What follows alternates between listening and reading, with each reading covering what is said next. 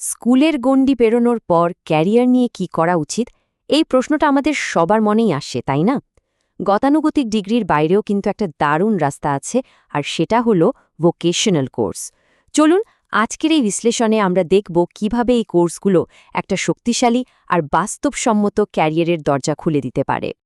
দেখুন, এই কোর্সগুলো শুধু বইয়ের পাতার বিদ্যার জন্য নয়, এর আসল মন্ত্রটাই হলো হাতে কলমে শেখা। মানে থিওরির থেকে প্র্যাকটিক্যালটাই এখানে আসল। কোনো একটা নির্দিষ্ট পেশায় সরাসরি প্রবেশ করার জন্য এটাই সবচেয়ে সোজা আর কার্যকরী রাস্তা।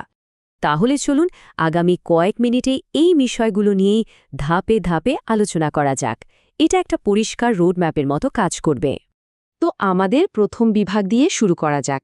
এখানে আমরা জানব কেন এই কোর্সগুলো শুধু বইয়ের পড়া নয়, বরং বাস্তব জগতের কাজের জন্য তৈরি।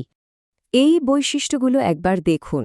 সাধারণ ডিগ্রির চেয়ে এই কোর্সগুলো অনেক কম সময়ে, মানে 6 মাস থেকে 3 বছরের মধ্যে শেষ হয়ে যায়। আর যেহেতু এখানে ইন্ডাস্ট্রির চাহিদা অনুযায়ী দক্ষতা তৈরি করা হয়, তাই কোর্স শেষে চাকরি পাওয়ার সম্ভাবনা অনেক বেড়ে যায়। এর ফলে বেকারত্ব কমে, এমনকি নিজের ব্যবসা শুরু করার আত্মবিশ্বাসও তৈরি হয়। আচ্ছা, কোর্সগুলো সম্পর্কে তো জানা গেল। এবার প্রশ্ন হলো, এগুলোতে ভর্তি হওয়ার উপায়টা কি? চলুন ভর্তির বিভিন্ন পথগুলো সহজভাবে জেনে নিই। তার মানে সুযোগ কিন্তু অনেক।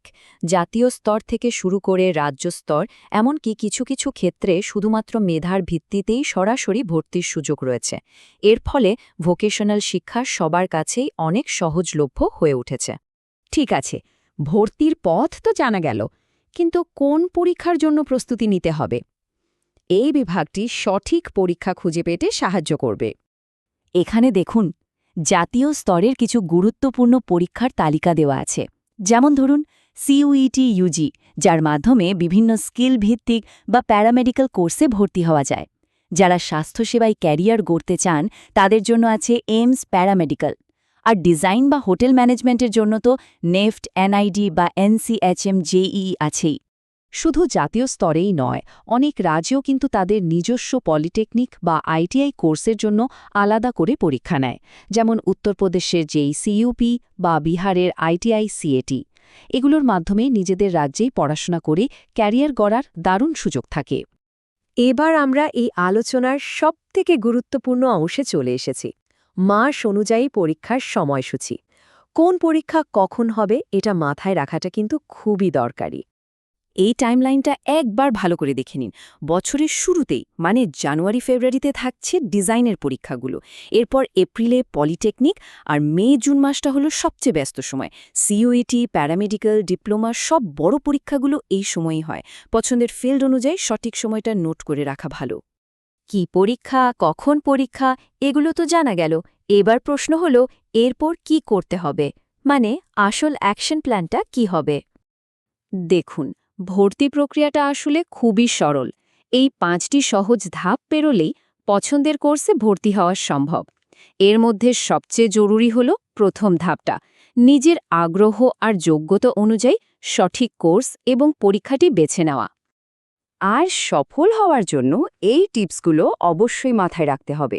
বিশেষ করে পরীক্ষার সিলেবাস আর প্যাটার্নটা ভালো করে বোঝা এবং সময় ধরে মক টেস্ট দেওয়াটা খুব জরুরি। আর হ্যাঁ, সবসময় মনে রাখতে হবে, আসল লক্ষ্য কিন্তু দক্ষতা অর্জন করা, শুধু একটা সার্টিফিকেট পাওয়া নয়। চলুন এবার একটু বড় পরিসরে ভাবা যাক।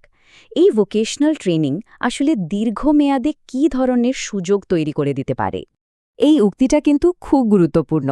এর মানে হলো, ভোকেশনাল কোর্স শুধু চাকরি পাওয়ার জন্যই তৈরি করে না, এটি নিজের পায়ে দাঁড়ানোর, মানে একজন উদ্যোক্তা বা চাকরিদাতা হওয়ার রাস্তাও খুলে দেয়।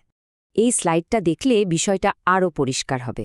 দেখুন, ভোকেশনাল দক্ষতা দিয়ে একদিকে যেমন একটা স্থিতিশীল চাকরি করা যায়, যেখানে ঝুঁকি কম, আবার সেই একই দক্ষতা কাজে লাগিয়ে নিজের ব্যবসা শুরু করার ঝুঁকি নিয়ে সীমাহীন উন্নতির পথেও হাঁটা যায়।